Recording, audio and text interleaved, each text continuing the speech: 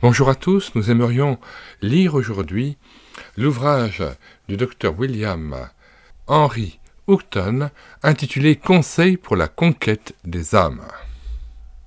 Alors juste pour situer cet auteur, il est né en 1887 et est décédé en 1947. Il a été le 4e président du Moody Bible Institute de 1934 à 1946. Il était un homme qui proclamait et défendait l'autorité des Écritures. Ensuite, il était un homme qui croyait que gagner des âmes était la véritable mission de l'Église. Le biographe Dr. Wilbur Smith a écrit « Deux passions principales ont habité l'âme de William Henry Houghton du début à la fin de son ministère, l'évangélisation et l'étude de la parole de Dieu ». Avant de commencer la lecture de ce traité de 31 pages, nous signalons que nous en avons mis le lien de téléchargement dans les commentaires de cette vidéo, ainsi que le lien vers notre playlist « Comment évangéliser et témoigner de Jésus », ainsi que le lien vers l'ouvrage de M. Torret intitulé « Comment amener des âmes à Christ ». Nous ajoutons bien sûr aussi d'autres liens vers d'autres ouvrages ou d'autres playlists d'ouvrages, mais il serait peut-être trop fastidieux de les énumérer tous dès maintenant.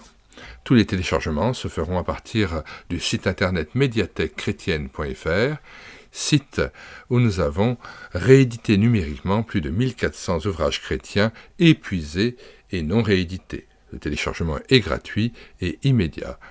Rendez-vous donc sur médiathèquechrétienne.fr. Arrivé sur le site, vous cliquez sur « Livre à télécharger », puis vous faites une recherche par ordre alphabétique d'auteur.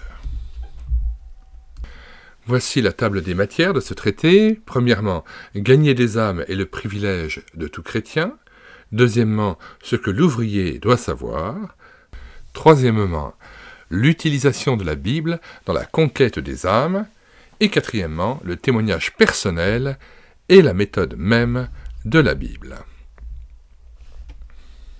Premièrement, gagner des âmes est le privilège de tout chrétien. Ceux qui auront été intelligents brilleront comme la splendeur du firmament, et ceux qui en auront conduit beaucoup à la justice seront comme des étoiles, éternellement et toujours. Daniel 12, verset 3. Quel immense privilège de conduire beaucoup à la justice, et quelle récompense de briller comme les étoiles éternellement et toujours. Avez-vous jamais conduit une seule âme à la justice? Ou, au contraire, je ne puis le penser, votre influence s'exerce-t-elle en faveur du mal? Ou bien, enfin, restez-vous dans la neutralité et votre influence est-elle négligeable? Vous vivez dans un monde de corruption et de péché. C'est un monde de défaite et de désespoir. Même ceux qui ont connu certains succès dans la vie, au fil des années, en reconnaissent parfois la futilité. À quoi bon tout cela? C'est la question qu'ils se posent. Le caractère éphémère de la vie les trouble. Les hommes aspirent à la permanence. Vous avez le privilège de les mettre en contact avec une éternité de bonheur. Conduisez-les à celui qui est la vie éternelle, Jésus-Christ. Aimeriez-vous faire de votre mieux pour Dieu? Devenez un gagneur d'âme, entre guillemets. Liez votre vie à la sienne pour la grande œuvre du salut. Aimeriez-vous faire de votre mieux pour le monde? Que votre main montre la voie qui mène à Christ. Parfois, elle fera le signal du danger, car les âmes sont en danger. Parfois, elle fera un signe d'appel, lorsque vous renouvellerez l'invitation de notre Seigneur. Venez à moi, vous tous qui êtes fatigués et chargés, et je vous donnerai du repos. Matthieu 11, verset 28. Aimeriez-vous faire de votre mieux pour l'Église de Jésus-Christ? Quel plus grand service peut-on rendre à sa cause que de devenir un pêcheur d'hommes? Ce sont là sa mission et sa fonction. En outre, vous permettez à votre propre Église locale de justifier son existence lorsque vous dirigez une âme vers Christ. Peut-être lui avez-vous fait un don généreux. Très bien, mais gagnez une âme, et vous lui donnerez infiniment plus. Pourquoi, enfin, ne feriez-vous pas de votre mieux pour vous-même en gagnant des âmes? Gagner des âmes enrichit votre propre vie et fait de vous un chrétien adulte et bien informé. Vous découvrirez ainsi la joie de la vie en Christ, et avec le Christ, vous serez un chrétien rayonnant. Votre récompense sur la terre sera grande. Voir une vie transformée, voir le visage altéré par le péché devenir radieux, voir la défaite se changer en victoire. De surcroît, vous obtiendrez aussi une récompense dans les cieux, soyez-en sûrs. Alors, vous connaîtrez la joie et vous regretterez de n'avoir pas agi ainsi plus tôt. Ce n'est plus les mains vides et accablés de honte que vous vous présenterez devant votre Sauveur, mais les bras chargés de gerbes d'or. Qu'est-ce que gagner des âmes? C'est amener des hommes à Christ. Ce n'est pas les faire passer d'une religion à une autre, ni d'une église à une autre. Ce n'est pas les faire changer d'opinion, mais les amener à recevoir une personne. Mais à tous ceux qui l'ont reçu, à ceux qui croient en son nom, elle a donné le pouvoir de devenir enfants de Dieu, Jean 1, verset 12. En voulant gagner des âmes, vous ne vous efforcez pas de réformer les hommes, vous visez à leur régénération. Vous ne cherchez pas à en faire des membres de votre groupe, mais des membres du corps de Christ. Si plus tard, ils entrent dans votre Église, soyez dans la joie et envoyez-les à leur tour à la recherche d'autres âmes. Que votre seule ambition soit de les voir accepter pleinement et sincèrement Christ vivant comme leur Sauveur et Seigneur. Spurgeon a dit « Faire des prosélytes est une tâche convenant à un pharisien, mais amener les hommes à Dieu devrait être notre but. » Gagner des âmes, c'est faire ce que fit Edward Kimball lorsque, fidèle moniteur d'école du dimanche, il se rendit sur le lieu de travail de Moody et le mena à Christ. N'aimeriez-vous pas aujourd'hui être un autre Edward Kimball? Ce qu'il fit fut seulement de conduire un jeune garçon au Sauveur. Pourquoi ne pas le faire vous aussi et attendre pour voir ce que Dieu fera du jeune garçon? Gagner des âmes, c'est faire ce que l'évangéliste Moody fit de manière continue. Il est vrai qu'il prêcha avec succès à des milliers de personnes, et qu'il vit, à son appel, des multitudes d'hommes et de femmes confesser publiquement Christ comme leur maître.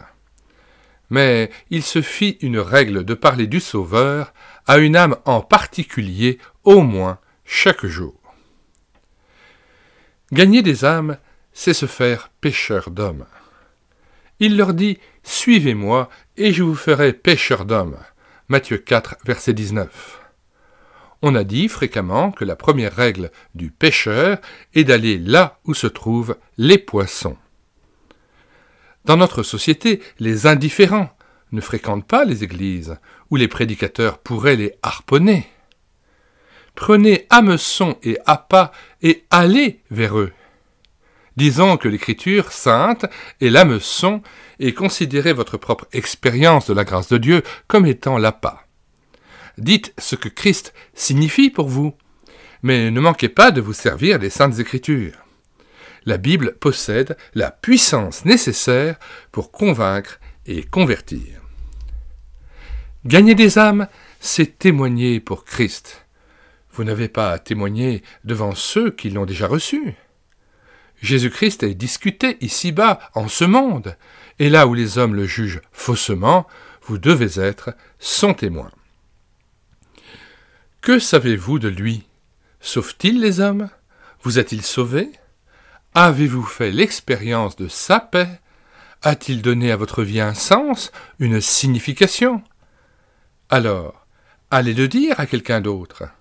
D'un ton affable, mais avec fermeté, dites-le leur, redites-le leur. C'est ce qu'il veut que vous fassiez, car il a dit aux siens. Comme le Père m'a envoyé, moi aussi je vous envoie. Jean 20, verset 21. Argument en faveur de la conquête des âmes. Il ne peut pas y avoir de raison plus forte que celle-ci. Christ nous l'ordonne et compte que nous lui obéissions. S'il est notre maître, il a le droit de nous donner des ordres, et nous avons le devoir de les exécuter. Le texte de Marc 16, verset 15 est parfaitement clair. Et il leur dit « Allez par tout le monde et prêchez la bonne nouvelle à toute la création. » Certains prétendent que ce texte ne s'applique qu'aux missionnaires, mais en fait, il s'adresse à tous les chrétiens. Allez. Certains l'écartent comme étant une ordonnance ancienne, ne s'appliquant plus à notre époque. C'est une explication trop facile et une manière paresseuse d'esquiver un ordre. Nous ne pouvons l'admettre. Paul nous invite à considérer cet ordre comme nous concernant tous. Et il a mis en nous la parole de la réconciliation. Nous faisons donc fonction d'ambassadeurs de Christ comme si Dieu exhortait par nous. Nous vous en supplions au nom de Christ, soyez réconciliés avec Dieu. 2 Corinthiens 5, versets 19 à 20. Considérons aussi ces paroles de notre Seigneur. Ce n'est pas vous qui m'avez choisi, mais moi, je vous ai choisi et je vous ai établi, afin que vous alliez et que vous portiez du fruit, et que votre fruit demeure, afin que ce que vous demanderez au Père en mon nom, il vous le donne. Jean 15, verset 16. Il ne fait pas allusion ici aux fruits de l'esprit mentionnés par Paul. L'amour, la joie, la paix, la patience, la bonté, la bénignité, la fidélité, la douceur, la tempérance. Galates 5, verset 22. Quel est ce fruit? C'est la multiplication de l'œuvre du salut, identique à la multiplication propre à l'arbre. Le péché, P-E, accent circonflexe, C-H-E-R, bien sûr, l'arbre, porte du fruit, et chaque pêche possède une semence, et chaque semence est un arbre en puissance qui portera lui-même du fruit. Arbre, fruit, semence pour d'autres arbres, puis encore des fruits. C'est là le plan de la nature, c'est également le plan de Dieu. Voyez-le se réaliser dans le livre des Actes. Une âme est sauvée, et cette âme entre en relation avec une autre âme. Pourquoi êtes-vous chrétien? Ce n'est pas uniquement pour assurer finalement votre salut, pas même pour que vous goûtiez dès à présent la joie de la vie en Christ, mais pour que, par vous, le Saint-Esprit puisse atteindre une autre vie pour la gloire de votre Seigneur. Mais il y a d'autres raisons, en particulier la profonde indigence des hommes, leur profonde pauvreté. Le monde est perdu à cause du péché, et non simplement engagé sur un mauvais chemin, d'où Christ, son guide, vient le tirer pour le remettre sur la bonne voie. Brunner est le tenant d'une certaine théologie qui enseigne que la séparation entre Dieu et les hommes n'est qu'une question de distance. Dans cette hypothèse, l'homme pourrait franchir cet espace et retrouver Dieu. Mais le fera-t-il? Et s'il tournait le dos à Dieu? Alors, la distance augmenterait au lieu de diminuer. Ce que Jésus et Paul et Jean et les autres ont cru, c'est que les hommes sont perdus, totalement perdus.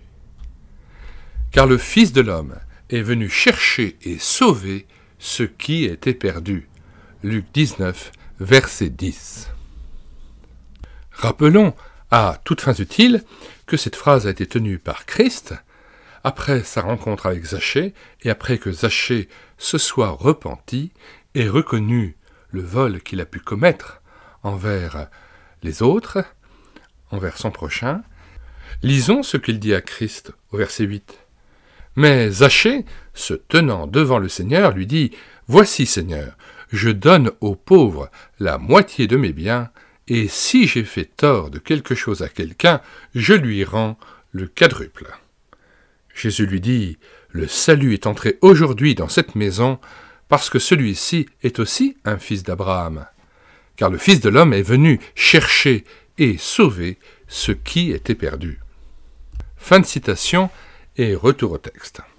« Car Dieu a tant aimé le monde qu'il a donné son Fils unique, afin que quiconque croit en lui ne périsse point, mais qu'il ait la vie éternelle. » Jean 3,16.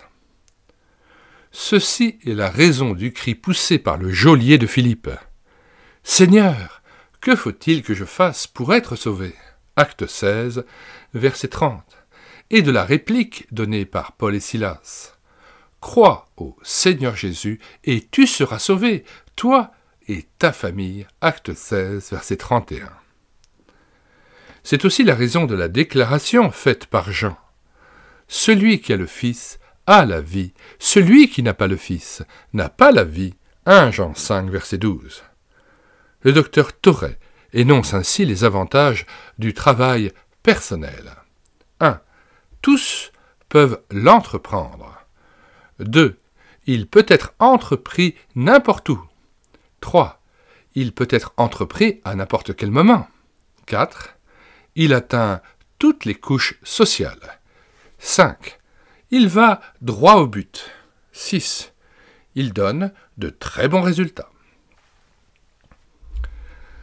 Deuxième partie. Ce que l'ouvrier doit savoir. 1. Un gagneur d'âme, entre guillemets, doit savoir qu'il est lui-même un chrétien né de nouveau. Il se peut qu'il ne sache pas exactement quel jour il a accepté Christ comme Sauveur et Seigneur, mais il sait que cet événement s'est produit. Ah, nous le savons parce que la parole de Dieu nous le dit. Jean 1, verset 12. Mais à tous ceux qui l'ont reçu, à ceux qui croient en son nom, elle a donné le pouvoir de devenir enfants de Dieu. Romains 10, versets 9 et 10. Si tu confesses de ta bouche le Seigneur Jésus, et si tu crois dans ton cœur que Dieu l'a ressuscité des morts, tu seras sauvé. Car c'est en croyant du cœur qu'on parvient à la justice, et c'est en confessant de la bouche qu'on parvient au salut. 1 Jean 5, verset 13. Je vous ai écrit ces choses, afin que vous sachiez que vous avez la vie éternelle, vous qui croyez au nom du Fils de Dieu. Acte 13, verset 39. Et que quiconque croit est justifié par lui de toutes les choses dont vous ne pouviez être justifié par la loi de Moïse. Fin de la lecture du paragraphe A intitulé « Nous le savons que nous sommes nés de nouveau parce que la parole de Dieu nous le dit. » B. Nous le savons parce que nous sommes de nouvelles créatures. 2 Corinthiens 5, verset 17. Si quelqu'un est en Christ, il est une nouvelle créature. Les choses anciennes sont passées, voici, toutes choses sont devenues nouvelles. C. Nous le savons que nous sommes nés de nouveau, parce que nous avons de l'amour pour nos frères. 1 Jean 3, verset 14. Nous savons que nous sommes passés de la mort à la vie, parce que nous aimons les frères. D. Nous le savons par le témoignage du Saint-Esprit. Romains 8, verset 16. L'Esprit lui-même rend témoignage à notre esprit que nous sommes enfants de Dieu. 2. Il doit savoir que la puissance de Dieu peut sauver et qu'elle sauve réellement. Je rappelle que le petit 1 de ce chapitre 2, intitulé « Ce que l'ouvrier doit savoir », consiste précisément dans le fait que un gagneur d'âme doit savoir qu'il est lui-même un chrétien né de nouveau. Et donc, le petit 2, la deuxième chose que doit savoir le gagneur d'âme, il doit savoir que la puissance de Dieu peut sauver et qu'elle sauve réellement. Romains 1,16. Car je n'ai point honte de l'Évangile, c'est une puissance de Dieu pour le salut de quiconque croit, du juif premièrement, puis du grec. Troisième chose qu'un gagneur d'âme doit savoir. Il doit connaître la nature des hommes. Il doit étudier assidûment la Bible et le caractère humain. Il doit pouvoir deviner ce qu'un homme cache sous des paroles trompeuses. Telle personne se retranche derrière des motifs d'ordre intellectuel, mais l'ouvrier sait que l'obstacle à surmonter est l'obstination ou la désobéissance, et toujours le péché. Quatrième chose que doit savoir le gagneur d'âme. Il doit savoir que selon Matthieu 13, versets 4 à 8, il y a 4 types de sol. Le sol du chemin, les indifférents. Il s'agit bien sûr de la parabole du semeur. Donc, le sol du chemin, les indifférents, le sol pierreux, les superficiels, le sol broussailleux, les inquiets, la bonne terre, les hommes bien disposés. Il ne doit pas perdre de vue qu'il travaille dans la variété. Mais la parole de Dieu convient à tous les tempéraments, les incrédules comme Thomas, les fougueux comme Pierre, les sensibles comme Jean, les réfléchis comme Paul. Cinquième chose que le gagneur d'âme doit savoir. L'ouvrier doit connaître la parole de Dieu. Sa connaissance intime de la grâce divine est précieuse, mais c'est de sa propre parole que Dieu a promis de se servir. D'où la nécessité pour l'ouvrier de la connaître parfaitement. Comment aborder une âme? On a beaucoup insisté sur le tact dans les contacts personnels. Certes, le tact est nécessaire, mais beaucoup de chrétiens en ont tellement qu'ils ne se mettent jamais au travail. Que votre souci d'agir avec tact ne vous fasse pas négliger l'attaque. Esprit de prière. Tant que vous n'aurez pas prié, vous ne ferez que peu de choses, ou rien du tout. Faites une liste d'intercessions en faveur d'amis ou de relations qui ne connaissent pas le salut. Priez en silence pour l'inconnu avant de lui apporter cette parole, ce traité, cet extrait de l'Évangile. Compréhension. Souvenez-vous de vos propres échecs et de vos faiblesses. Ne prenez pas l'attitude de la personne supérieurement bénie, entre guillemets. Vous n'êtes pas sur un piédestal où les autres doivent vous rejoindre. Vous n'êtes pas encore arrivé à la sainteté. L'excellente histoire que voici, rapportée par Ferdinand Pittman, confirme ce que nous venons de dire. Un criminel, condamné à mort, attendait le jour de son exécution. Un pasteur vint le voir. Tous ses efforts pour l'amener à la repentance furent vains. Rentrant chez lui, il rencontra un homme bien connu dans tout le quartier pour sa vie et ses bonnes œuvres. Ils lièrent conversation et naturellement, il fut question du criminel. Le pasteur demanda à cet homme d'aller le voir. Il y alla. S'asseyant près de lui, il prit sa main dans la sienne et lui dit avec beaucoup de chaleur et de simplicité : « Est-ce que cela n'est pas, de la part de Dieu, la preuve d'un grand amour que d'avoir envoyé son Fils dans le monde afin qu'il y mourût pour des pécheurs comme vous et moi ?» L'instant d'après, le cœur de l'homme se brisait et il versait des larmes amères. Plus tard, il confia : « Lorsque le pasteur me parlait, il me semblait être très haut au-dessus de moi. Mais lorsque cet homme de cœur entra, s'assit à côté de moi et se mit au même niveau que moi, me disant : « Est-ce que cela n'est pas, de la part de Dieu, la preuve d'un grand amour que d'avoir envoyé son Fils dans le monde, afin qu'il y mourût pour des pécheurs, comme vous et moi ?» Je n'ai pas pu résister plus longtemps. courtoisie. Évitez la discussion. Vous n'avez aucun droit d'exiger de quelqu'un qu'il expose ses arguments ou qu'il écoute les vôtres.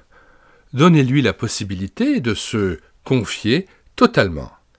Si vous parvenez à lui faire accepter de prendre ou de lire l'évangile de Jean, vous pourrez vous réjouir d'avoir commencé quelque chose d'important. Soyez patient et insistez avec douceur. C'est à une âme que vous avez affaire. Ce qui est en jeu, c'est à la fois la personnalité et la destinée d'un homme.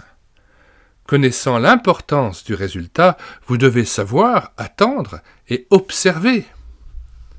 Spurgeon a précisé les qualités requises pour la conquête des âmes. À l'égard de Dieu, sainteté et vie, vie spirituelle, humilité, foi vivante, ardeur, simplicité de cœur, abandon total. À l'égard des hommes, connaissance, sincérité, zèle, amour, désintéressement, sérieux et affection. Tact et contact. L'une des manières les plus simples d'établir le contact avec une personne, c'est, dans le courant d'une conversation, de tirer de votre poche un évangile de Jean et de le lui offrir en cadeau, si toutefois il accepte de le lire. Cela vous donne l'occasion de rendre témoignage de ce que la Bible signifie pour vous et vous permet aussi d'indiquer certains versets particuliers de l'Écriture. Jésus entra en conversation avec la Samaritaine, Jean 4, en lui parlant d'eau et de puits. Il attira l'attention des pêcheurs en leur disant « Je ferai de vous des pêcheurs d'hommes » Marc 1, verset 17. À de jeunes parents, vous pourriez dire « Quels beaux enfants ! Avez-vous songé combien Christ est nécessaire à votre cœur et à votre foyer si vous voulez donner à vos enfants ce à quoi ils ont droit, un foyer chrétien ?» À un jeune homme. Souvent, lorsque je vois un jeune homme comme vous, je songe à ce que Christ pourrait signifier pour lui. Vous le savez sans doute, Christ a été lui aussi un jeune homme, et il comprend les problèmes de la jeunesse. Il comprenait la fougue de son disciple Pierre, il connaissait la soif de tendresse de l'apôtre Jean, il aimait l'innocence et la franchise des enfants. Vous voyez qu'aucun des sentiments des jeunes ne lui était étranger. La pratique vous fera faire des progrès dans l'art de la prise de contact comme dans tout le reste. L'expérience du succès vous encouragera à vous adresser à d'autres personnes, toujours plus nombreuses. Ayant réalisé la prise de contact et ayant présenté l'écriture comme base de discussion, ne prenez pas congé de votre interlocuteur sans lui avoir fait une invitation. Non pas une invitation à devenir membre d'une église, ni non plus une simple invitation à changer de vie ou à abandonner sa médiocrité.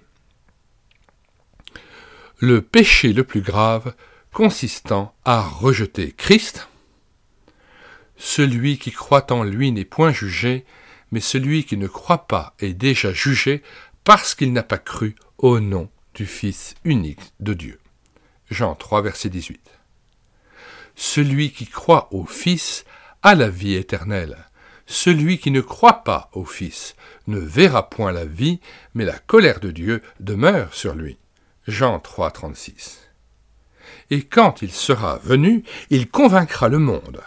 Il est question ici de l'Esprit Saint. Quand l'Esprit Saint sera venu, il convaincra le monde en ce qui concerne le péché, la justice et le jugement, en ce qui concerne le péché, parce qu'il ne croit pas en moi. Jean 16, versets 8 et 9. Invitez votre interlocuteur à l'accepter, à accepter Jésus-Christ. Reprenons le début de la phrase. Le péché le plus grave consistant à rejeter Christ. Invitez votre interlocuteur à l'accepter. Lorsque vous aurez clairement expliqué le plan du salut de Dieu, et lorsque vous serez certain que ce plan de Dieu a reçu un accueil favorable, alors vous devrez solliciter un engagement. Troisième partie. L'utilisation de la Bible dans la conquête des âmes. Nous avons déjà mentionné la nécessité pour le « gagneur d'âme » entre guillemets, de connaître la Bible. Il est absolument indispensable qu'il la connaisse assez pour pouvoir s'en servir. Elle est la parole de puissance, la parole de conviction, la parole de purification. Rappelez-vous ce que la Bible dit d'elle-même. 1. Elle est la parole de vie. Deutéronome 8, verset 2.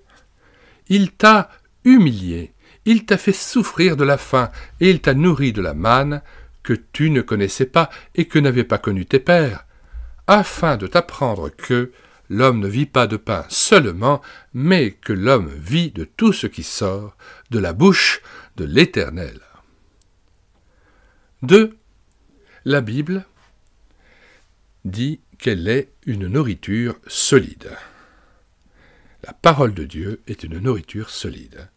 Hébreux 5, versets 11 à 14. Nous avons beaucoup à dire là-dessus, et des choses difficiles à expliquer, parce que vous êtes devenus lents à comprendre.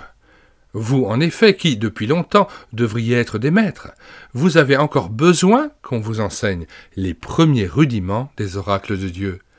Vous en êtes venus à avoir besoin de lait, et non d'une nourriture solide. Or, quiconque est au lait n'a pas l'expérience de la parole de justice, car il est un enfant.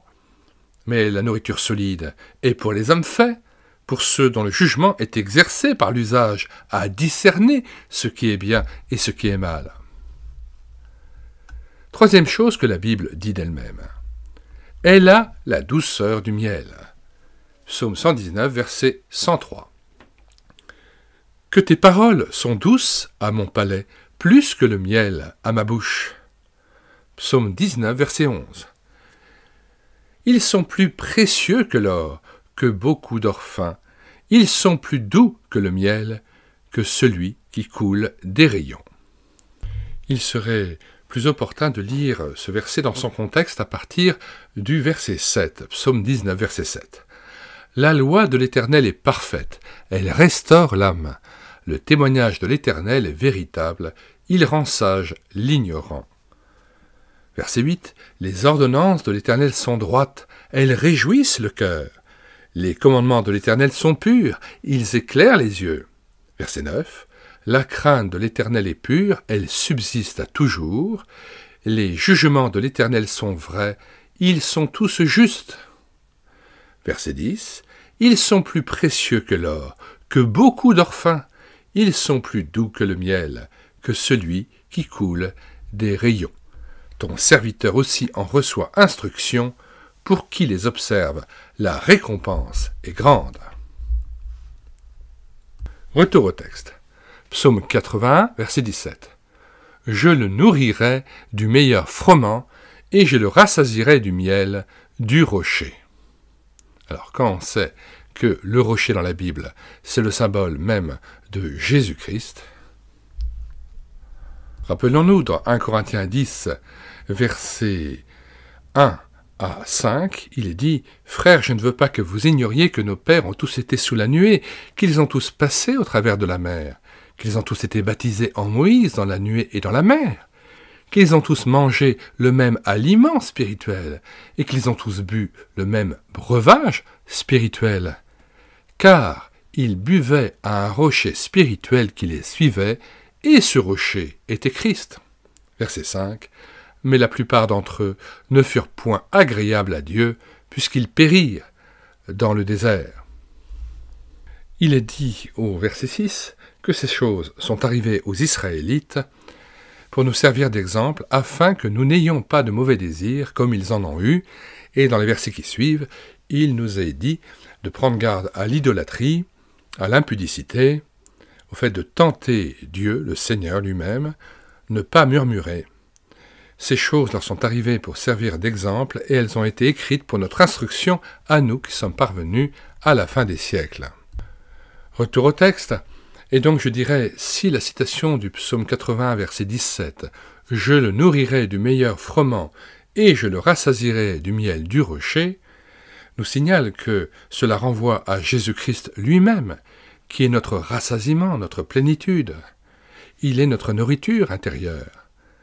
Eh bien, il faut encore que ce délice intérieur soit suivi de l'obéissance à Christ et à Dieu le Père, et que nous fassions sa volonté, sinon nous nous targuerions de nous rassasier de Christ et de faire finalement l'inverse de notre vie, ce qui est insupportable.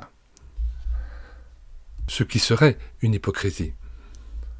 Puisse le Seigneur soit être notre rassasiement, notre nourriture, mais qu'il nous donne aussi, dans la vie de tous les jours, de vivre de lui concrètement. 4. Que dit la Bible d'elle-même encore? Elle est or précieux. Psaume 19, versets 10 et 11. La crainte de l'Éternel est pure, elle subsiste à toujours. Les jugements de l'Éternel sont vrais, ils sont plus précieux que l'or, que beaucoup d'or fin. Psaume 119, verset 72. Mieux vaut pour moi la loi de ta bouche que 1000 objets d'or et d'argent. 5. Elle est une épée. Hébreux 4, verset 12. Car la parole de Dieu est vivante et efficace, plus tranchante qu'une épée quelconque à 2 tranchants, pénétrante jusqu'à partager âme et esprit, jointure et moelle. Elle juge les sentiments et les pensées du cœur. Or, cela est d'autant plus important que dans 1 Corinthiens 11, verset 31, il est dit « Si nous nous jugions nous-mêmes, nous ne serions pas jugés. Mais quand nous sommes jugés, nous sommes châtiés par le Seigneur, afin que nous ne soyons pas condamnés avec le monde. » Dans Hébreux 4, 12, il est dit que Christ, va faire cette séparation en nous de l'âme et de l'esprit, des jointures et des moelles. Il juge les sentiments et les pensées du cœur. Si nous acceptons que Jésus-Christ juge en nous ce qui ne va pas, ce qui n'est pas conforme à son esprit, à son désir, à sa volonté, et puis s'il nous permet de vivre par l'Esprit Saint et de marcher selon l'Esprit, par lui, nous serons effectivement des gens qui porteront du fruit. Mais nous devons accepter qu'il fasse ce travail en nous, qui fait mal parfois, que ce soit une épée qui pénètre dans notre cœur, que nous acceptions de reconnaître ce qui ne va pas, de juger ce qui ne va pas en nous, et de nous laisser transformer à son image, afin que ce soit par l'Esprit Saint que nous vivions. 6e chose que la parole de Dieu dit d'elle-même. Elle est un feu. Jérémie 23, verset 29. Ma parole n'est-elle pas comme un feu, dit l'Éternel? Luc 24, verset 32. Et ils se dirent l'un à l'autre. Il est question ici des disciples d'Emmaüs, bien sûr. Notre cœur ne brûlait-il pas au-dedans de nous lorsqu'il nous parlait en chemin et nous expliquait les Écritures? 7e chose que la Bible dit d'elle-même. Elle est une semence. 1 Pierre 1, verset 23. Puisque vous avez été régénérés, non par une semence corruptible, mais par une semence incorruptible, par la parole vivante et permanente de Dieu. Psaume 126, verset 6. Celui qui marche en pleurant quand il porte la semence, revient avec allégresse quand il porte ses gerbes. 8e, la parole de Dieu est un marteau. Jérémie 23, verset 29. Ma parole n'est-elle pas comme un marteau qui brise le roc? La lecture de l'évangile de Jean est particulièrement enrichissante. Remarquez le but que s'est proposé l'auteur. Jean 20, verset 31, que nous citons à partir du verset 30. Jésus a fait encore en présence de ses disciples beaucoup d'autres miracles qui ne sont pas écrits dans ce livre. Mais ces choses ont été écrites afin que vous croyiez que Jésus est le Christ, le Fils de Dieu, et qu'en croyant, vous ayez la vie en son nom. Fin de citation et retour au texte. De nombreux athées, agnostiques et sceptiques ont trouvé la foi par la lecture de ce passage. L'ordre est le suivant. Ainsi, la foi vient de ce qu'on entend, et ce qu'on entend vient de la parole de Christ. Romains 10, verset 17. Laissez donc l'évangile de Jean entre les mains de votre ami et faites-lui promettre d'en faire plusieurs fois la lecture. La Bible est un miroir dans lequel l'homme découvre son âme. Car si quelqu'un écoute la parole et ne la met pas en pratique, il est semblable à un homme qui regarde dans un miroir son visage naturel. Jacques 1, verset 23. Comment pourra-t-il découvrir son impureté intérieure s'il ne s'examine pas dans ce miroir? Qu'il lise ensuite Romains 3, verset 10 à 23, eh bien nous prenons le temps de le lire. Dès le verset 9. Quoi donc? Sommes-nous plus excellents? Nullement, car nous avons déjà prouvé que tous, juifs et grecs, sont sous l'empire du péché. Selon qu'il est écrit, il n'y a point de juste, pas même un seul. Nul n'est intelligent, nul ne cherche Dieu. Tous sont égarés, tous sont pervertis. Il n'en est aucun qui fasse le bien, pas même un seul. Leur gosier est un sépulcre ouvert, ils se servent de leur langue pour tromper, ils ont sous les lèvres, sur leurs lèvres, un venin d'aspi. Leur bouche est pleine de malédiction et d'amertume. Ils ont les pieds légers pour répandre le sang, la destruction et le malheur sont sur leur route, ils ne connaissent pas le chemin de la paix, la crainte de Dieu n'est pas devant leurs yeux. Verset 19. Or, nous savons que tout ce que dit la loi, elle le dit à ceux qui sont sous la loi, afin que toute bouche soit fermée et que tout le monde soit reconnu coupable devant Dieu. Car nul ne sera justifié devant lui par les œuvres de la loi, puisque c'est par la loi que vient la connaissance du péché. La loi et la parole de Dieu finit par être un miroir pour l'homme, miroir par lequel l'homme se voit tel qu'il est devant Dieu, et non pas tel qu'il pense être. Retour au texte. À l'aide de la Bible, montrez le chemin à ceux qui ne sont pas sauvés. 1. Christ a porté leurs péchés. Ésaïe 53, verset 6. Nous étions tous errants comme des brebis, chacun suivait sa propre voie.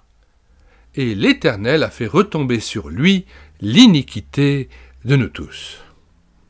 Là aussi, il serait peut-être important d'expliquer ce que c'est que le mot iniquité. Les gens du monde ne connaissent pas forcément le vocabulaire spécifique de la parole de Dieu. Il faut le mettre à leur portée en expliquant les mots. L'iniquité, c'est l'injustice, c'est le péché. Ce sont les fautes que l'on commet. Donc, à l'aide de la Bible, nous montrons le chemin à ceux qui ne sont pas sauvés. 1. En leur montrant que Christ a porté leurs péchés, notamment grâce au passage d'Ésaïe 53, verset 6, passage bien connu. Et il y a aussi le passage de 2 Corinthiens 5, verset 21. Celui qui n'a point connu le péché, il l'a fait devenir péché pour nous, afin que nous devenions en lui justice de Dieu. Je répète ce verset. Celui qui n'a point connu le péché, il l'a fait donc devenir péché pour nous. Dieu le Père l'a fait devenir péché pour nous, afin que nous devenions en lui, c'est-à-dire en Jésus-Christ, justice de Dieu.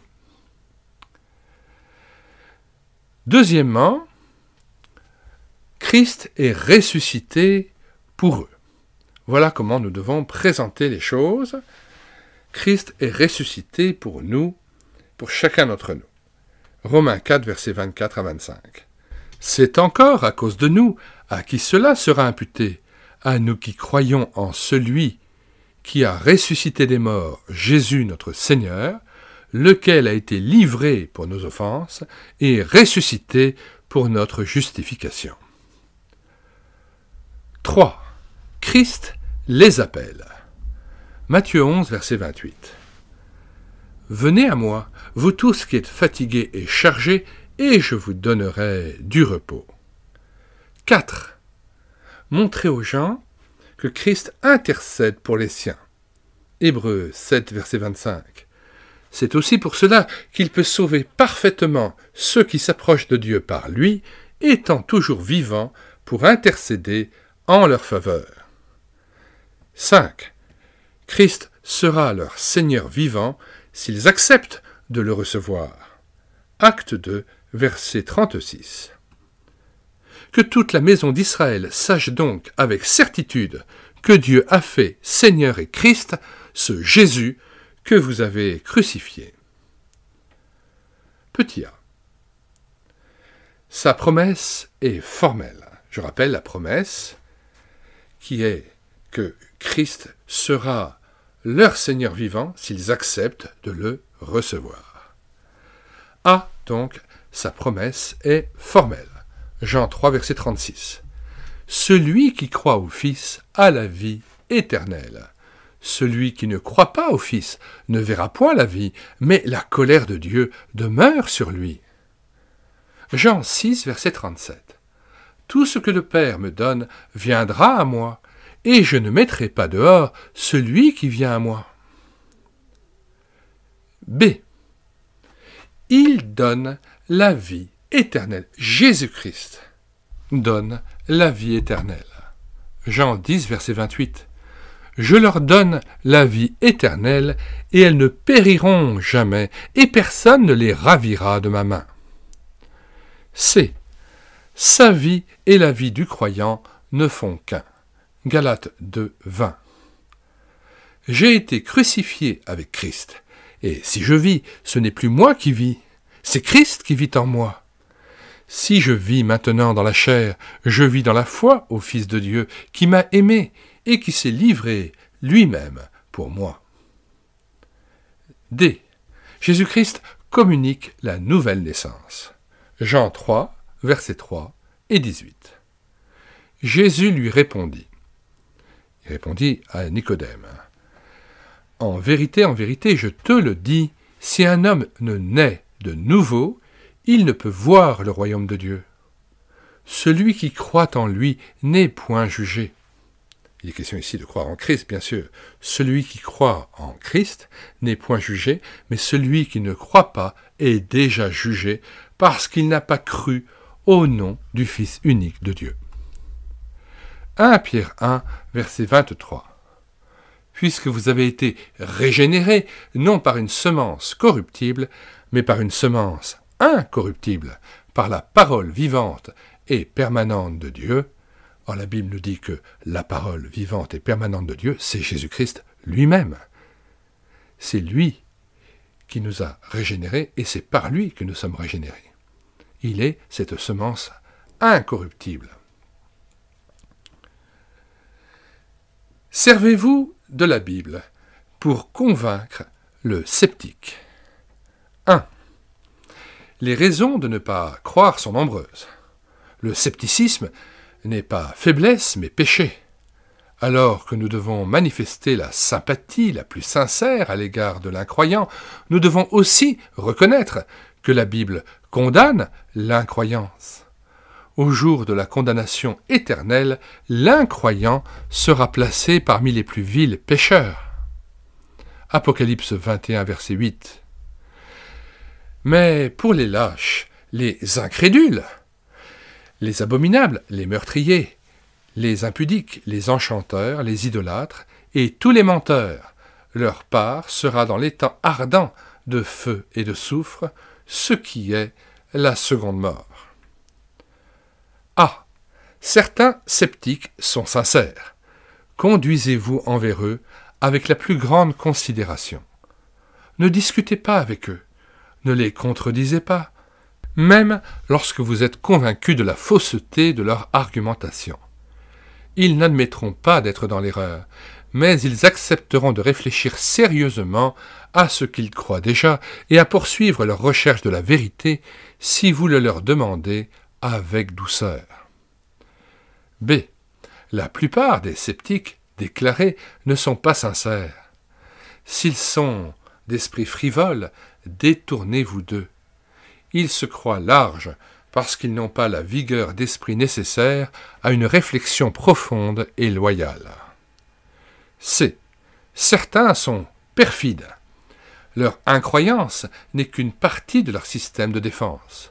Leur vie est corrompue. La Bible condamnent le péché, mais ils persistent à vivre dans le péché. D'où la nécessité pour eux de se débarrasser de la Bible. D. Enfin, certaines formes de scepticisme s'allient à l'ignorance. Ce scepticisme ne connaît rien de la Bible, mais croit pouvoir en faire justice en une seule phrase. Il est surprenant de constater combien de formules toutes faites circulent dans les milieux incroyants. Donc, dans ce chapitre intitulé « Servez-vous de la Bible pour convaincre le sceptique », nous avions vu en 1 les raisons de ne pas croire sont nombreuses. 2. La Bible met à nu l'incrédulité. Elle nous en donne les raisons. Jésus nous explique pourquoi certains hommes ne croient pas. A. L'incrédulité préfère le mal. Jean 3, versets 18 à 20.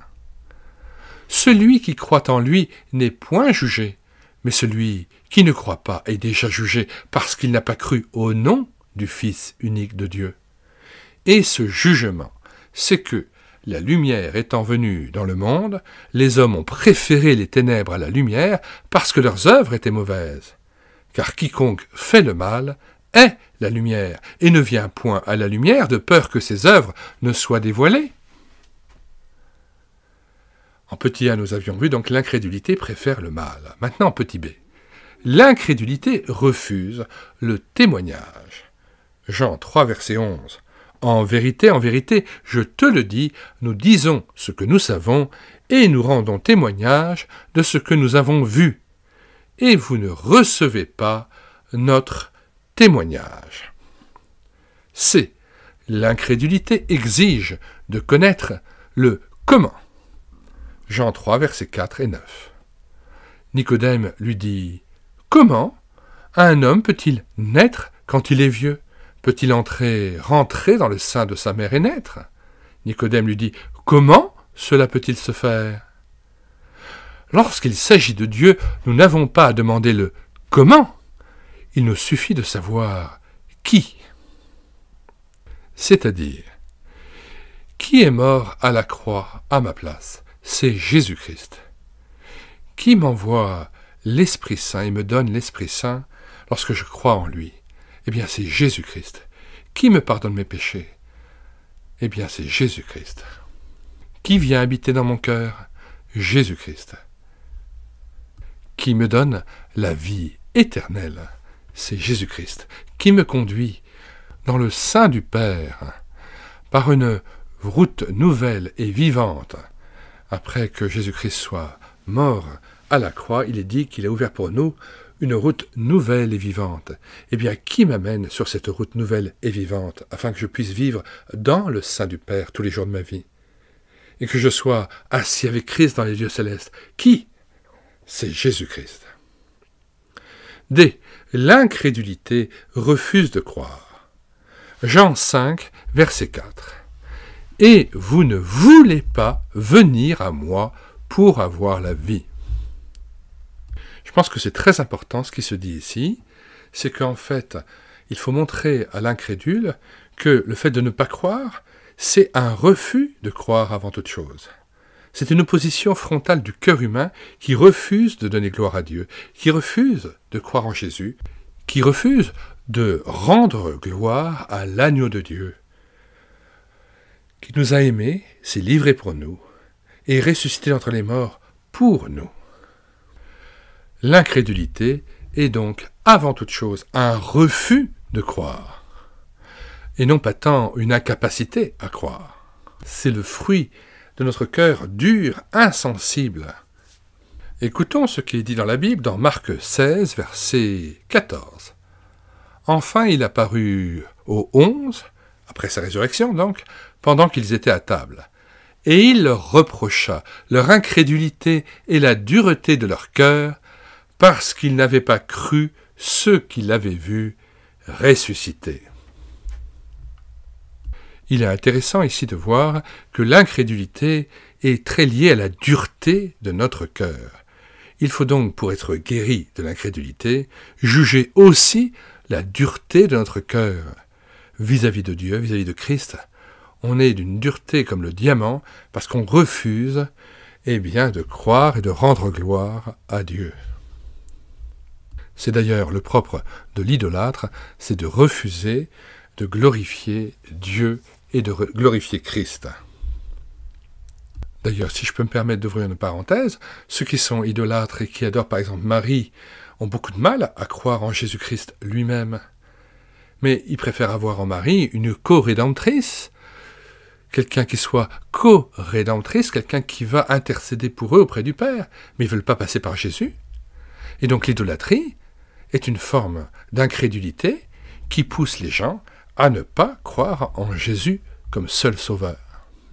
Il y a donc aussi une forme d'incrédulité subtile, celle qui consiste à adopter un faux christianisme avec des faux dogmes, de fausses croyances, avec un fondement qui est erroné, et on ne place pas sa foi en Jésus seul. Relisons donc le petit d. L'incrédulité refuse de croire. Jean 5, verset 40. « Et vous ne voulez pas venir à moi pour avoir la vie. » Les gens ne veulent pas venir à Christ parce qu'ils ne veulent pas se repentir, ils ne veulent pas confesser leurs péchés, ils ne veulent pas regretter leur vie passée, ils veulent se justifier eux-mêmes, ils ne veulent pas reconnaître qu'ils méritaient de mourir à la place de Jésus-Christ, et donc ils refusent de reconnaître que Christ est mort à leur place, parce que ce serait reconnaître qu'ils méritent la mort et que leur vie de péché les conduit à la perdition. Eux, l'incrédulité exige de voir. Les hommes disent « afin que nous puissions voir et ainsi croire ». Jean 4, verset 48. Jésus lui dit « Si vous ne voyez des miracles et des prodiges, vous ne croyez point. » Jésus dit « Croyez d'abord ». Jean 20, verset 29. « Parce que tu m'as vu, tu as cru, dit-il à Thomas. Heureux ceux qui n'ont pas vu et qui ont cru. » 3. La Bible montre clairement que la racine du mal de la racine humaine n'est pas dans l'intelligence, mais dans le cœur.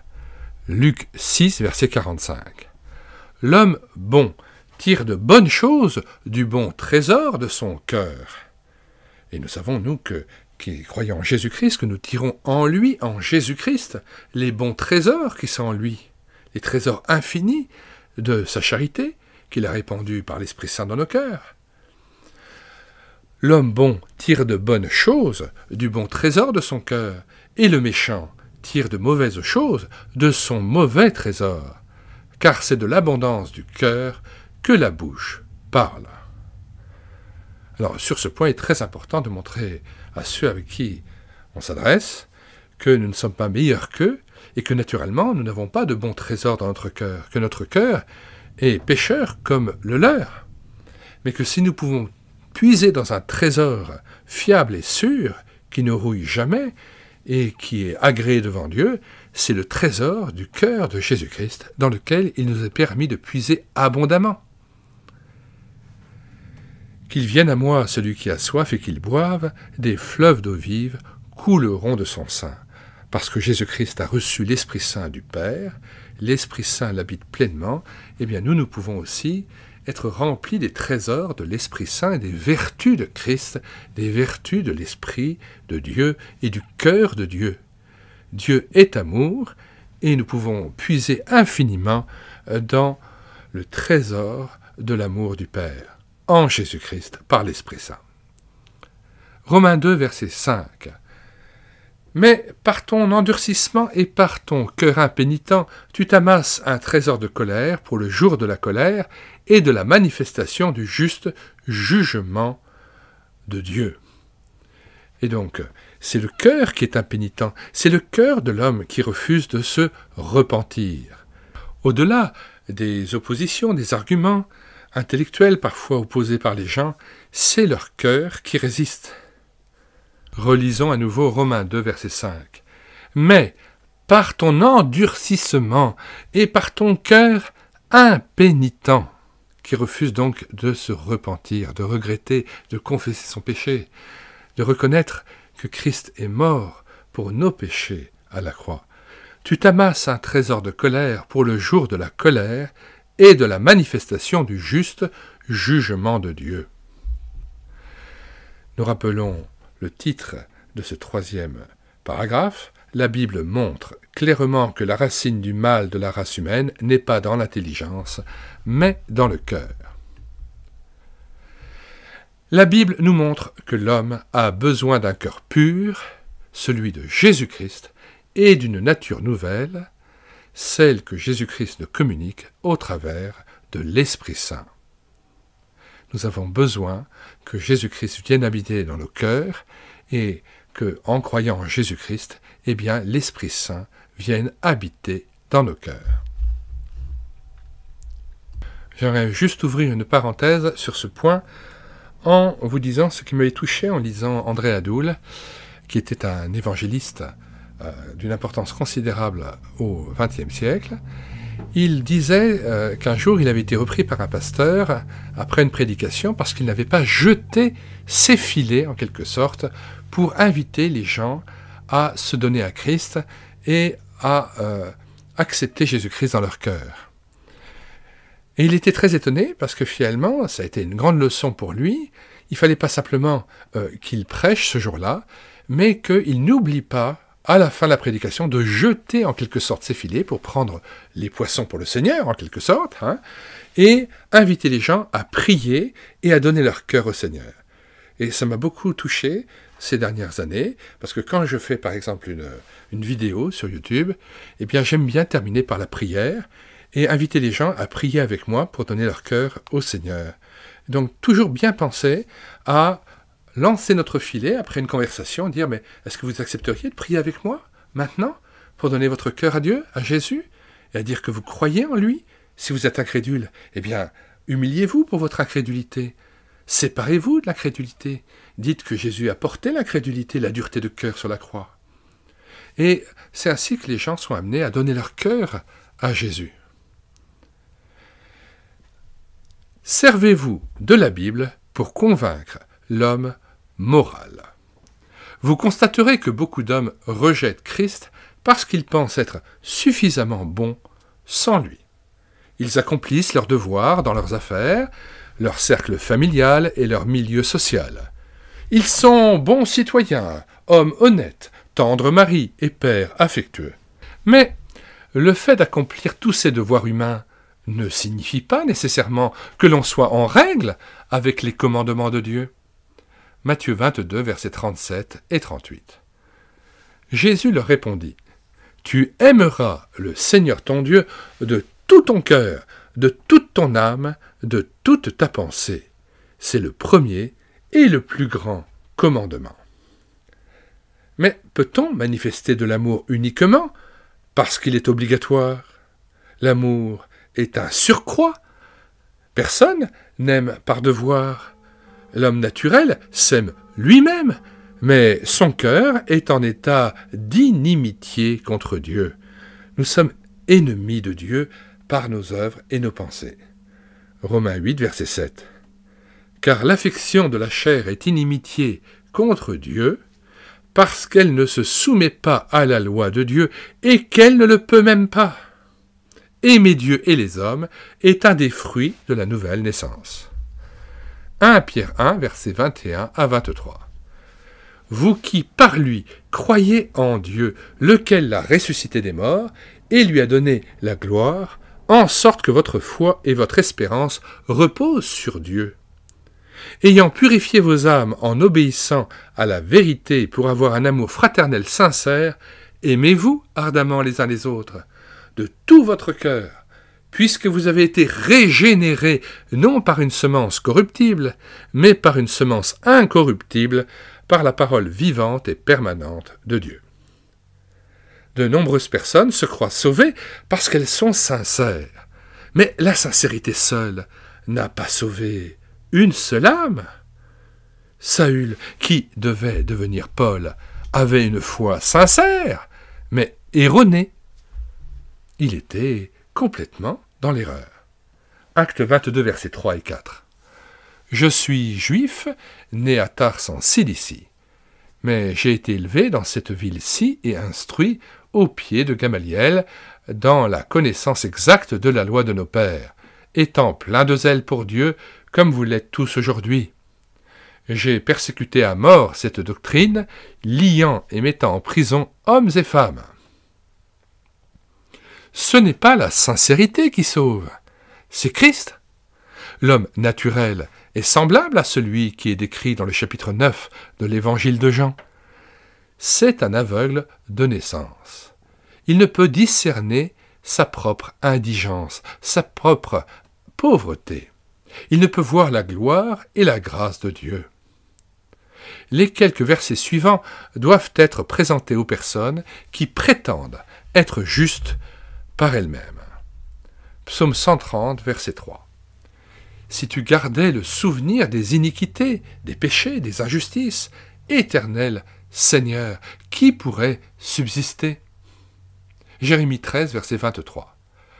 Un Éthiopien peut-il changer sa peau et un léopard ses taches?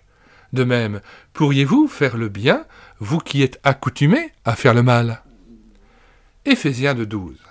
Souvenez-vous que vous étiez en ce temps-là sans Christ, privés du droit de cité en Israël, étrangers aux alliances de la promesse, sans espérance et sans Dieu dans le monde.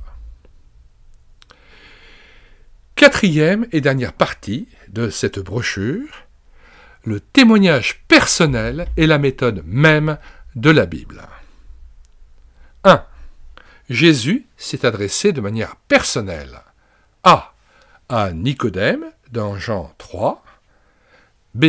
À la Samaritaine dans Jean 4. C. À l'infirme dans Jean 5. Remarquez comment ces trois personnes représentent les trois types d'hommes que vous rencontrerez. Nicodème, l'homme moral, entre guillemets, et même religieux, qui néanmoins devait passer par la nouvelle naissance.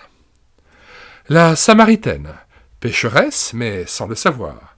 Elle ne faisait que se conformer aux critères de son groupe social. L'infirme, totalement désemparé. Il savait que tout était perdu pour lui, à moins qu'il ne reçût du secours de l'extérieur. 2. Il est souvent question de témoignages personnels dans les évangiles et dans les actes. A. André parle à Pierre. B. Philippe parle à Nathaniel. C. Philippe s'adresse à l'eunuque. D. Paul et Silas s'adressent au geôlier de Philippe. 3. Avez-vous remarqué quel souci Paul avait des personnes? Voyez tous les noms qu'il mentionne dans l'épilogue de ses lettres. Romains 16. Les prédicateurs ne devraient jamais permettre que leur ministère collectif n'empiète sur leur ministère individuel. Ne soyez jamais absorbés par la foule au point d'en oublier que la foule se compose de personnes distinctes. La Bible montre le chemin du salut. Plusieurs versets de l'Écriture sont rassemblés ici en vue de vous servir quand vous serez aux prises avec quelqu'un. 4 éléments sont soulignés dans ces versets, mais ils ne doivent pas être considérés comme pouvant être dissociés ou additionnés. Il n'y a pas plusieurs paliers dans l'acceptation du salut. Il n'y en a qu'un seul, qui inclut et implique à la fois ces 4 éléments. 1. Croire. Jean 3,16. Car Dieu a tant aimé le monde, qu'il a donné son Fils unique, afin que quiconque croit en lui ne périsse point, mais qu'il ait la vie éternelle. Jean 1, verset 12. Mais à tous ceux qui l'ont reçu, à ceux qui croient en son nom, alors bien expliquer que le nom, c'est la personne dans la Bible. Croire dans le nom de Christ, c'est croire dans sa personne, dans tout ce qu'il est. À ceux qui croient en son nom, dans la personne même de Christ, de Jésus-Christ, elle a donné le pouvoir de devenir enfant de Dieu. Premièrement donc, croire. Deuxièmement, pour le chemin du salut, se repentir. Acte 17, verset 30. Dieu, sans tenir compte des temps d'ignorance, annonce maintenant à tous les hommes, en tout lieu, qu'ils aient à se repentir. Romains 2, verset 4. Où méprises-tu les richesses de sa bonté, de sa patience et de sa longanimité, ne reconnaissant pas que la bonté de Dieu te pousse à la repentance? Il y a un passage que j'aime beaucoup dans la Bible, dans 2 Corinthiens 7, qui décrit ce que c'est que la repentance. Notamment dans 1 Corinthiens, Paul avait repris les Corinthiens pour les différents erreurs, travers, fautes qu'ils avaient pu commettre, négligences. Et on voit que les Corinthiens ont regretté, ont été attristés par cette lettre, ils se sont repentis et ils se sont remis en question. Et voilà ce qu'il est dit au verset 9, 2 Corinthiens 7, 9, même à partir du verset 8. « Quoique je vous ai attristé par ma lettre, je ne m'en repens pas. Et si je m'en suis repenti, car je vois que cette lettre vous a attristé, bien que momentanément, je me réjouis à cette heure, non pas de ce que vous avez été attristé, mais de ce que votre tristesse vous a porté à la repentance. Car vous avez été attristé selon Dieu, afin de ne recevoir de notre part aucun dommage. En effet, la tristesse selon Dieu produit une repentance à salut dont on ne se repent jamais, tandis que la tristesse du monde produit la mort. Et voici cette même tristesse selon Dieu, quel empressement n'a-t-elle pas produit en vous? Quelle justification, quelle indignation, quelle crainte, quel désir ardent, quel zèle, quelle punition! Vous avez montré à tous égards que vous étiez purs dans cette affaire. Alors, nous voyons là une bonne définition de la repentance. Il ne s'agit pas d'une tristesse qui conduit à la mort, d'une accusation produite par le diable, qui nous conduit à toujours être accusés par ce qu'on a pu faire par le passé, mais c'est une tristesse selon Dieu, produite par l'Esprit Saint, qui convainc le monde, premièrement, en ce qui concerne le péché, la justice et le jugement, qui convainc notre cœur de la justice de Dieu, de sa sainteté, péché, justice et jugement. Eh bien, lorsque l'Esprit Saint nous convainc, eh bien, nous avons une profonde tristesse, un profond remords de nos fautes.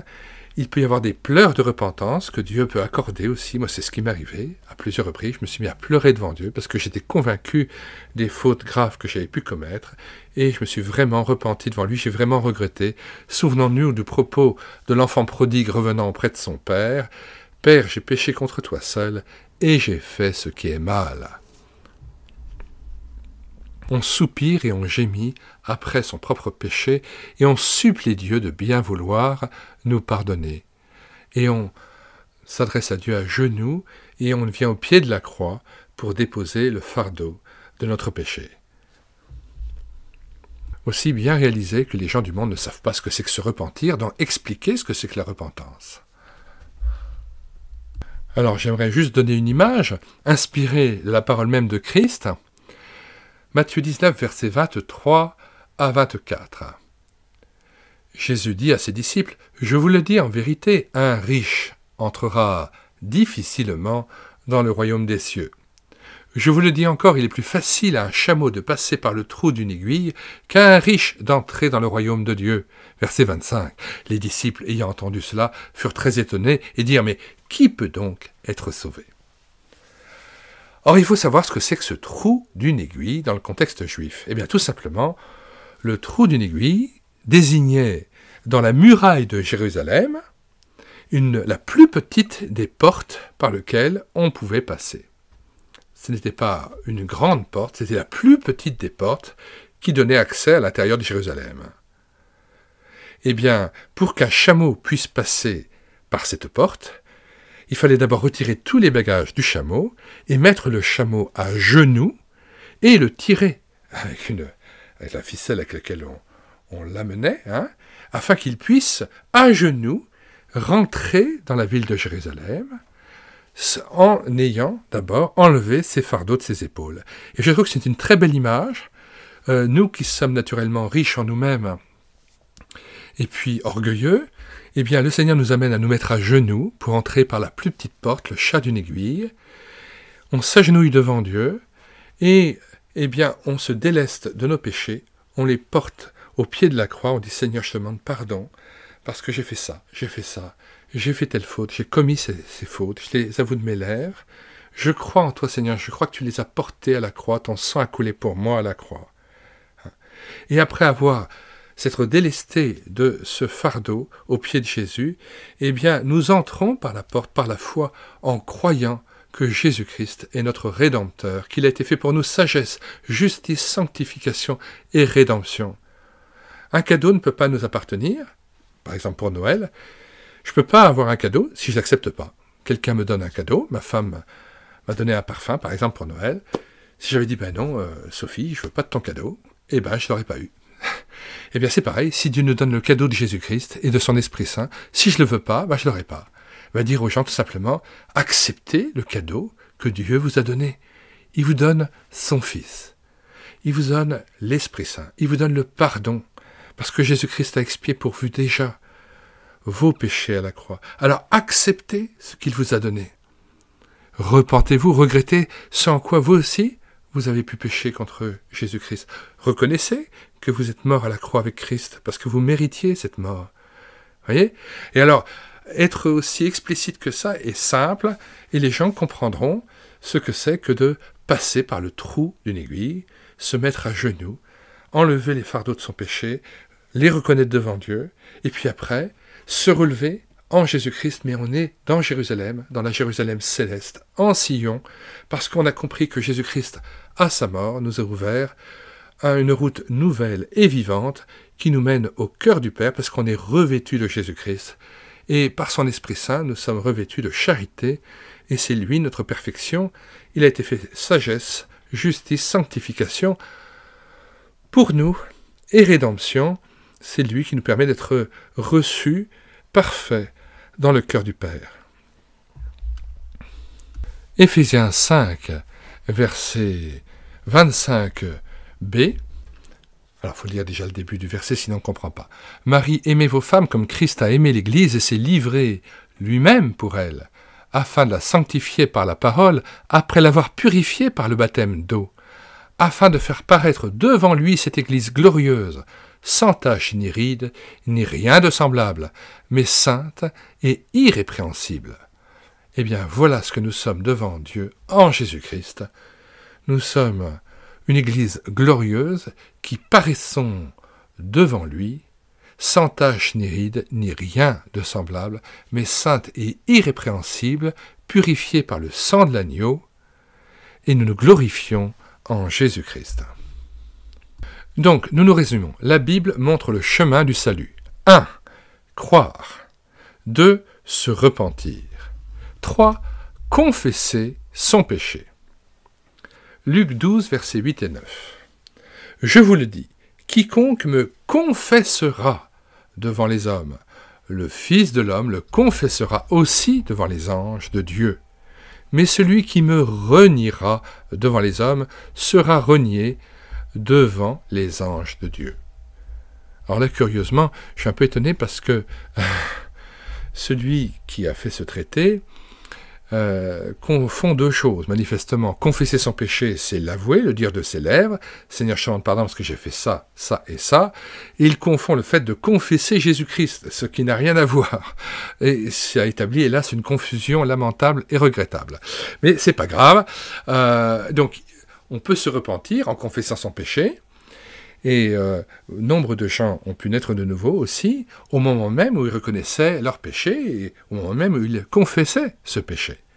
Et puis, confesser ce péché va de pair avec le fait de confesser Jésus-Christ, et de confesser Christ devant les hommes, et de confesser qu'il est notre Sauveur, notre Rédempteur, de le recevoir et de l'accepter comme notre Seigneur et notre Sauveur. Mais confesser Christ, c'est pas la même chose que confesser son péché, c'est évident.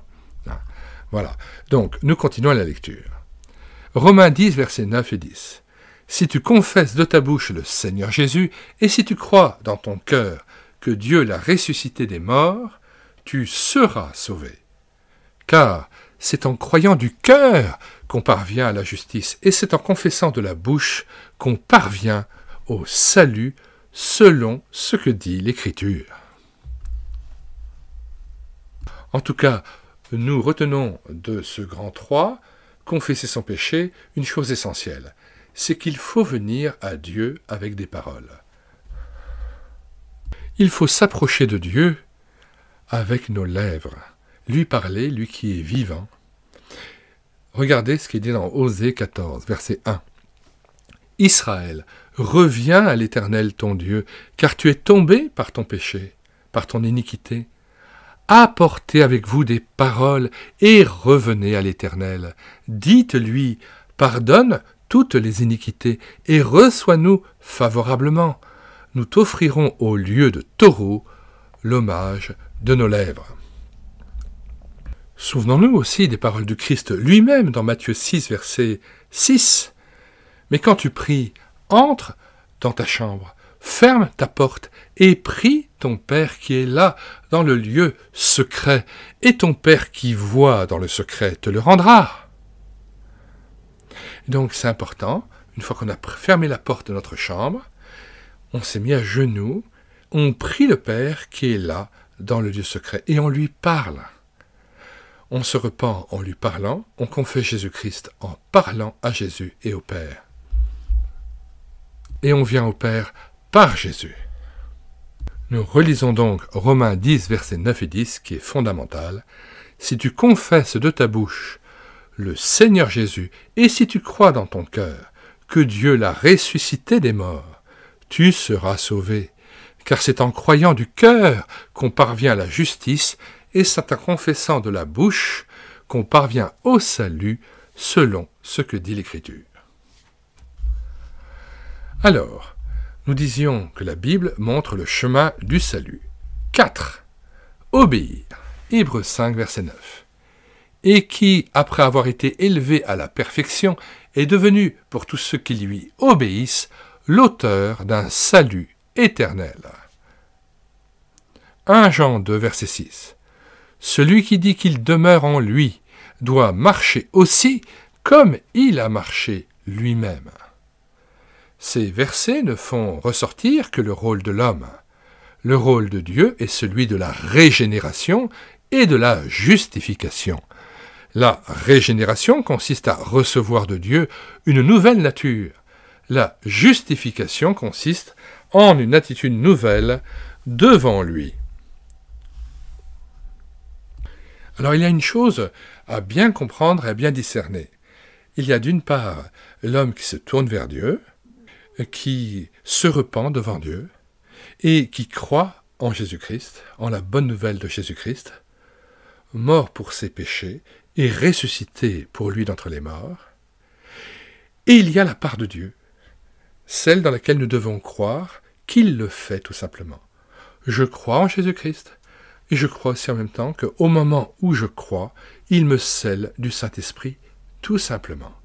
Je n'ai pas à le ressentir, j'ai juste à croire que Dieu est fidèle et qu'il me donne le cadeau de l'Esprit Saint simplement parce qu'il l'a promis à toute personne qui croit en Jésus.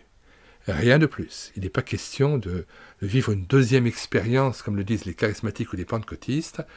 Il n'y a rien de plus à rajouter à l'Évangile, de peur d'avoir cru en vain. Il faut bien garder l'Évangile tel qu'il a été transmis dans 1 Corinthiens 15, selon les termes de l'apôtre Paul.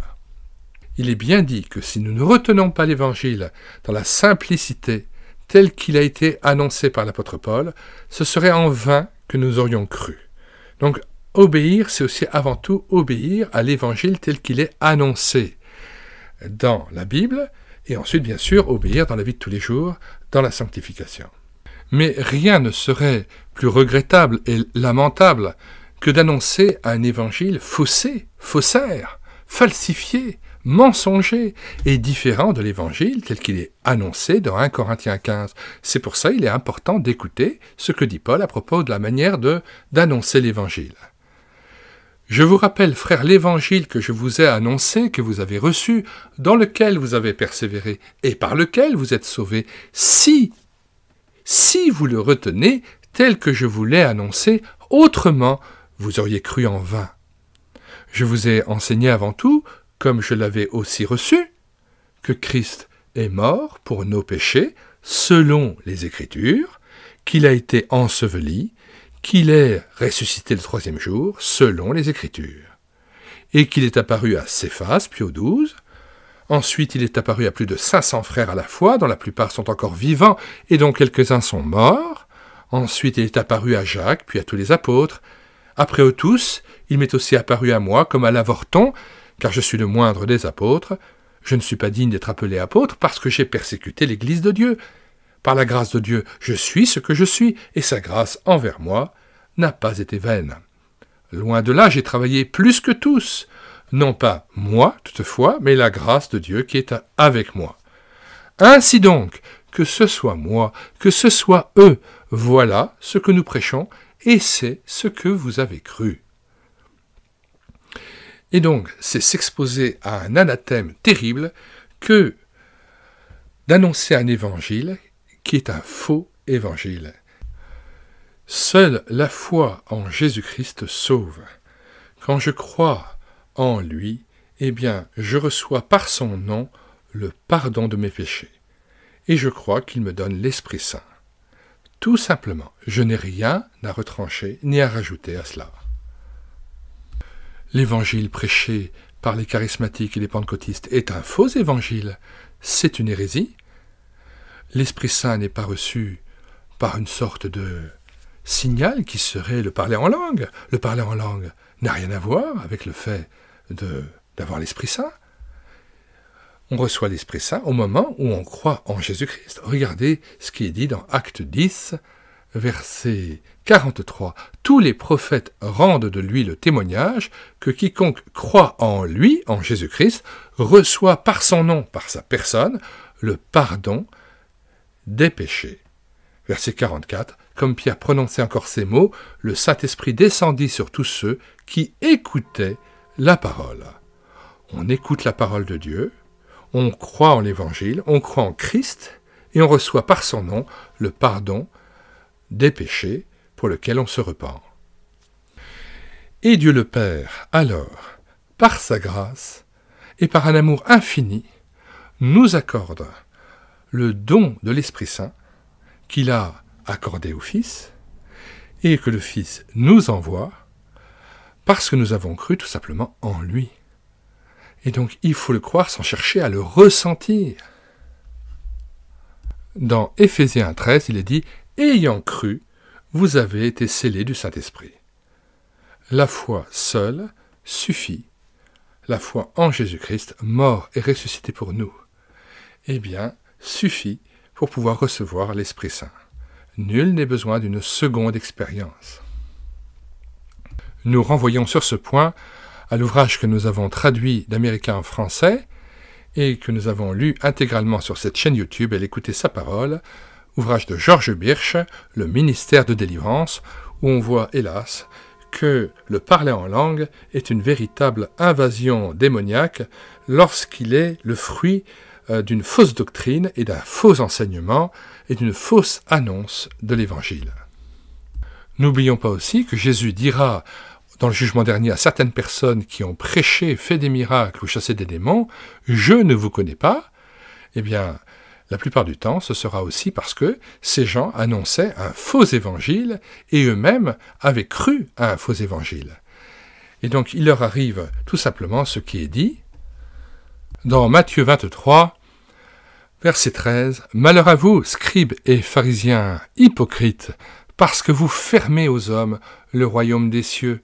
Vous n'y entrez pas vous-même, et vous n'y laissez pas entrer ceux qui veulent entrer. » Je rappelle encore une fois l'anathème, la malédiction qui repose sur quelqu'un qui annonce un faux évangile, dans Galates 1, versets 6 à 9. Je m'étonne que vous vous détourniez si promptement de celui qui vous a appelé par la grâce de Christ pour passer à un autre évangile. Non pas qu'il y ait un autre évangile, mais il y a des gens qui vous troublent et qui veulent renverser l'évangile de Christ. Mais quand nous-mêmes, quand un ange du ciel annoncerait un autre évangile que celui que nous vous avons prêché, qu'il soit anathème, ça veut dire retranché, maudit de Dieu. Nous l'avons dit précédemment, et je le répète à cette heure, si quelqu'un vous annonce un autre évangile que celui que vous avez reçu, qu'il soit anathème. Alors la première chose quand même à laquelle il faut songer, c'est de soi-même être bien né de nouveau, être fondé sur la saine doctrine de l'Évangile et de la parole de Dieu, d'être suffisamment formé pour ne pas aller dire des contre-vérités, des bêtises, qui ne sont pas simplement des choses anodines, mais prêcher des mensonges ou annoncer un évangile qui est faux, c'est très grave.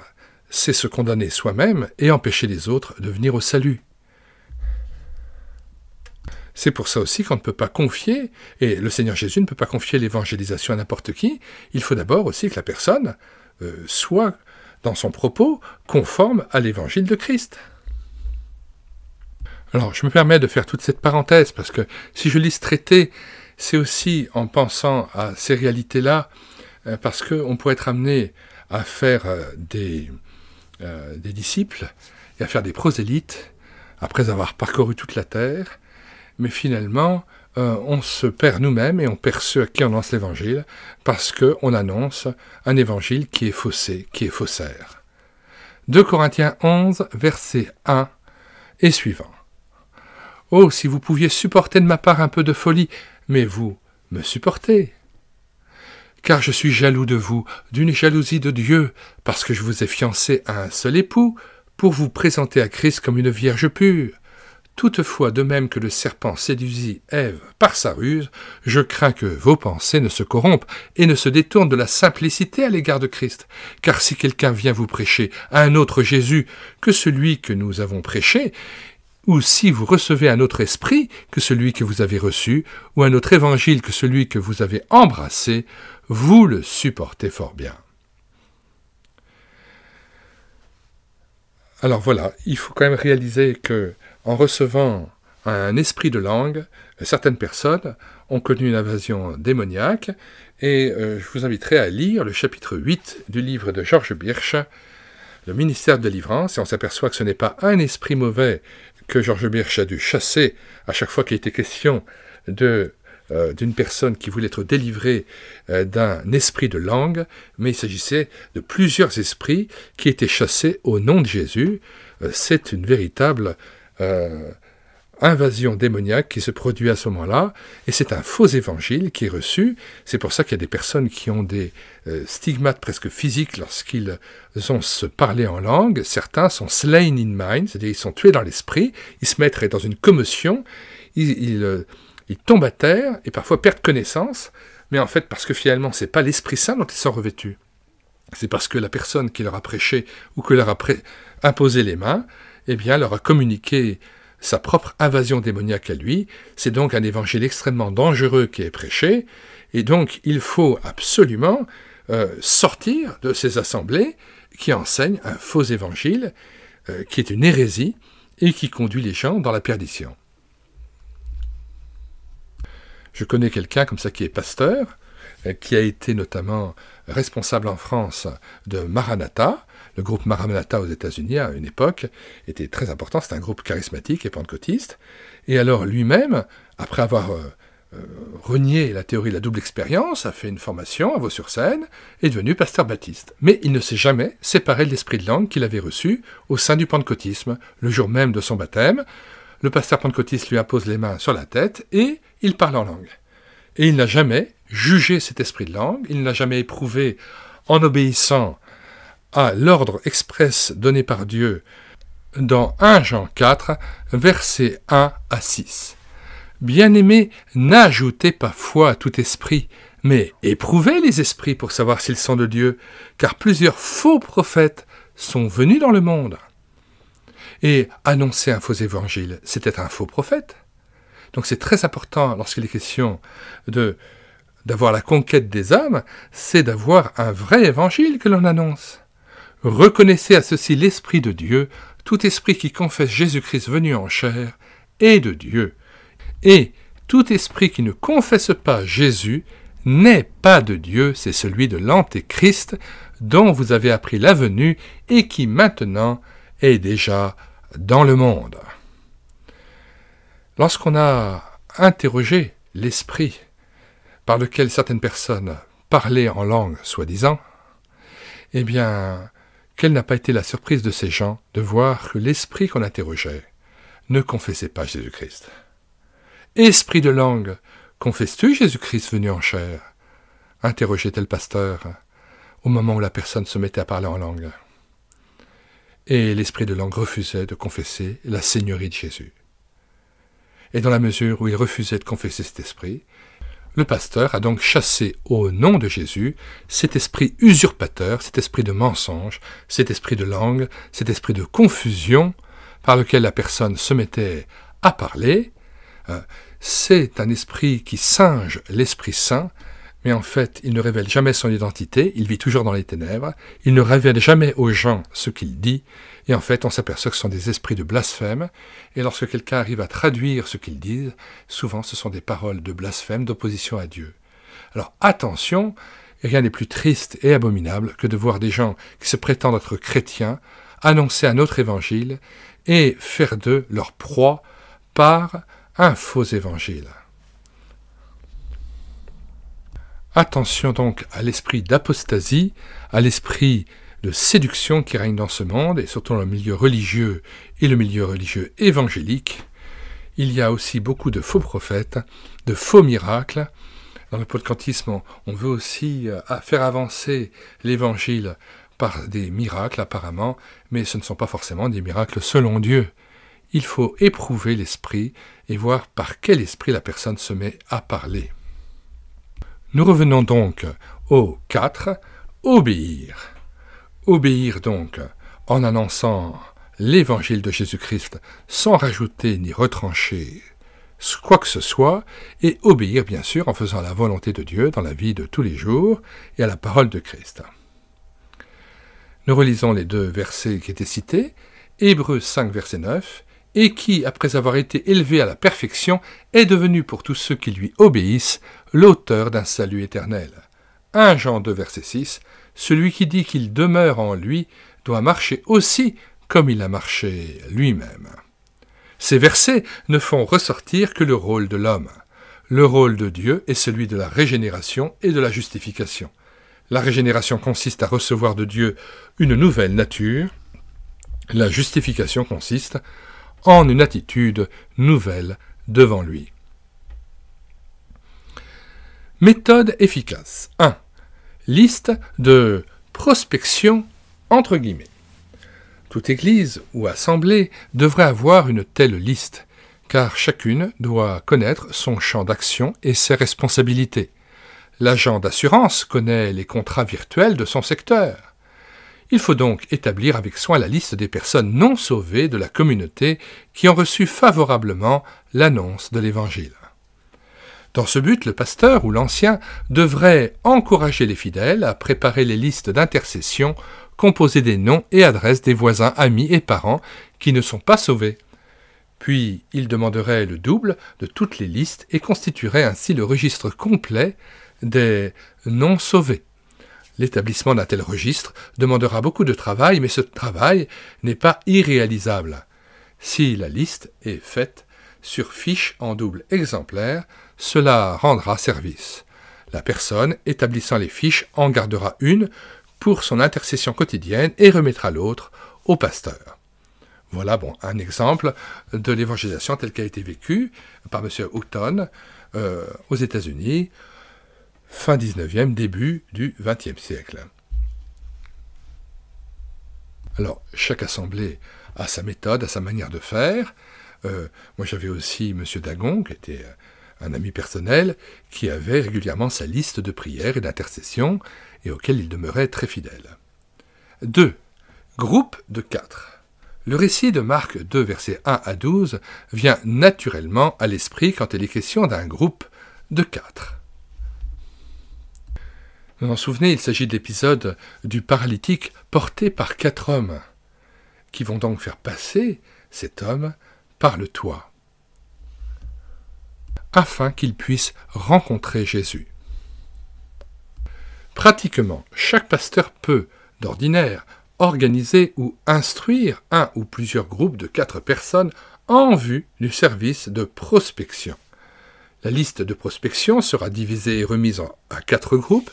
Les 4 décideront du temps d'action commune, un soir en semaine ou un dimanche après-midi. Ils se réuniront pour prier.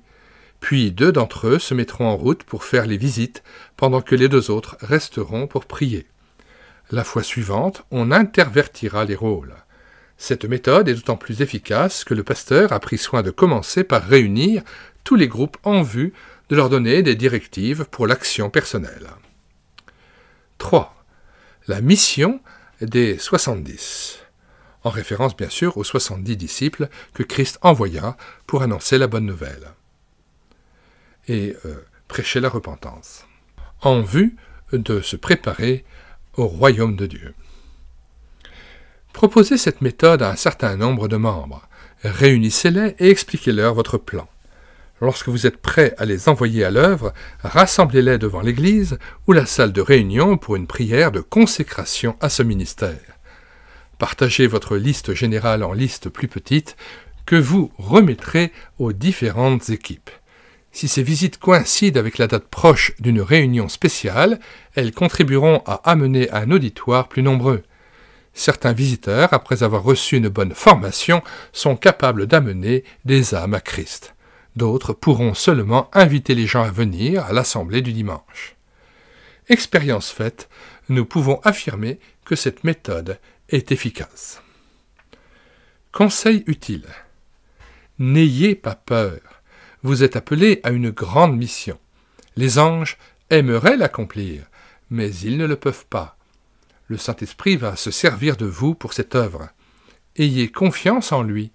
Ne soyez pas brusque, mais courtois, et dans la manière d'aborder quelqu'un. Apprenez non seulement comment entamer la conversation, mais aussi quand la terminer. Il ne s'agit pas de faire céder autrui à votre volonté, mais à la volonté et à la puissance de Dieu. Ne parlez pas trop. Si la personne que vous avez entrepris de convaincre se déclare incroyante, laissez-la parler longuement. Il vous suffira ensuite de lui citer 1 ou 2 versets de l'Écriture en guise de réponse. Vous pouvez agir avec efficacité en lui donnant une brochure choisie avec soin et qui explique clairement le plan du salut. Il se peut que ce soit là précisément le message que Dieu destinait à cette âme, qui la convaincra de péché et lui révélera la lumière du salut. Ayez à votre disposition une provision constamment renouvelée de traités destinés à la distribution. Il se présente un nombre presque illimité d'occasions pour l'emploi efficace de ces traités parmi les personnes de votre entourage. Faites-en usage dans un esprit de prière, avec tact, avec courtoisie, avec intelligence aussi, en sachant vous adapter à la personnalité et aux nécessités de chaque individu. Vous pouvez être médecin de l'esprit grâce à ces écrits, sauvant des âmes d'une mort sans Christ. Le sage s'empare des âmes. Proverbe 11, verset 30. Fin de la lecture de cette brochure « Conseils pour la conquête des âmes » du docteur William Henry Houghton. Nous invitons à bien regarder dans la description, dans les commentaires de cette vidéo, l'ensemble des ouvrages que vous pouvez télécharger gratuitement à partir du site internet médiathèquechrétienne.fr, site constitué de 1400 ouvrages dont nous avons assuré la réédition numérique pour la remettre gratuitement à disposition de tout à chacun.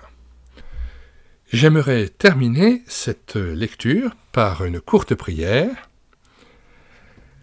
Seigneur Jésus, c'est toi le maître de la moisson, c'est toi ce qui dirige nos cœurs, nos pas vers ceux qui ont besoin de toi, vers ceux que tu as prédestinés pour le salut, et tu nous permets d'accomplir cette mission d'évangélisation dans ton esprit.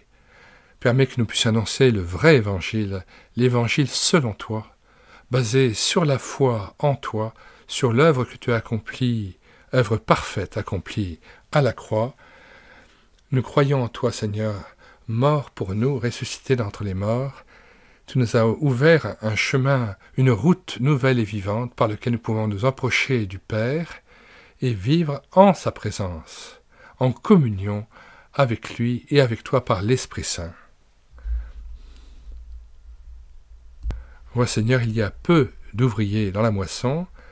Eh bien nous te prions Père Céleste de ce que tu envoies d'autres ouvriers dans la moisson, car la moisson est grande, et que tu puisses envoyer aussi des personnes qualifiées, fondées sur l'Écriture sainte, et qui ne deviennent pas eux-mêmes des évangélistes faussaires, qui n'annoncent pas un évangile qui soit faussé, un faux évangile, un faux Jésus, un faux Saint-Esprit.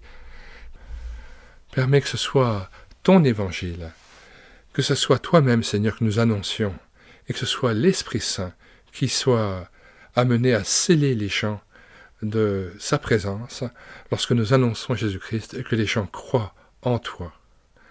Seigneur, fais que tes ouvriers soient fondés sur ta parole, donne-nous la sagesse, le discernement, l'humilité dans la conversation avec les gens, les uns et les autres, que nous sachions être patients et que nous croyons que ce soit ta parole qui agisse, ton esprit qui agisse, que nous soyons dans le repos aussi dans cette œuvre spirituelle. Nous te louons et te glorifions, Seigneur, parce que c'est toi qui agis, c'est toi qui amènes les âmes à Christ. C'est de toi que viendra notre fruit. Notre part à nous, c'est de rester dans la dépendance et dans la communion avec toi. Ouvre nos lèvres, Seigneur, afin que nous soyons des témoins véridiques qui délivrent les âmes. Au nom de Jésus. Amen.